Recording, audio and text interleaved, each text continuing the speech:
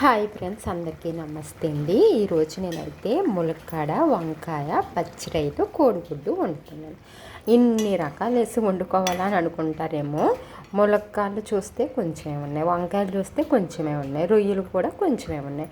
ఇంకా అందుకని చెప్పి పొద్దుటికే సాయంత్రానికి సరిపోతుందని ఇలాగా కొంచెం ఉల్లిపాయ ముక్కలు అవి పోసేసి ఇలా అయితే వండేసానండి. బాగుంటాయి ఈ కలగలుపు కూరలు, చాలా బాగుంటాయి. మా గోదావరి సైడ్ అంతా కూడా అందరూ వండుకునేటటువంటి కర్రీసేనండి.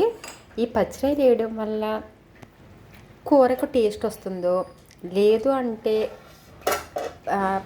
పచ్చిరాయలు ఎక్కువగా వేయడం వల్ల, అంటే పచ్చిరాయలు కూడా వేయడం వల్ల దీనికి మంచి టేస్ట్ వస్తుందో తెలియదు. కానీ దీనివల్ల దేనికి టేస్ట్ వస్తుంది అంటే పచ్చిరాయల వల్ల వెజిటేబుల్స్ వల్ల పచ్చిరాయలు అనేది కూడా తెలియదు అనమాట. అంత బాగుంటాయండి. మా గోదావరి సైడు ఇలాగే వండుకుంటారు, చాలా బాగుంటాయి ఈ కర్రీస్.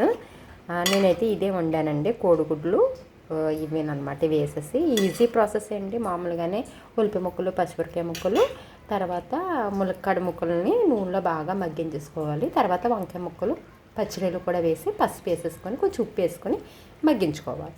ఆ తర్వాత కారము, మసాలా, కొంచెం అల్లం వెల్లుల్లి పేస్ట్, కొద్దిగా గరం మసాలా వేసేసి వాటర్ వేసి మూత పెట్టేసి కోడిగుడ్లు వేసేసామనుకోండి, చక్కగా దగ్గరికి వచ్చేస్తుంది, కూర అనేది రెడీ అయిపోతుంది.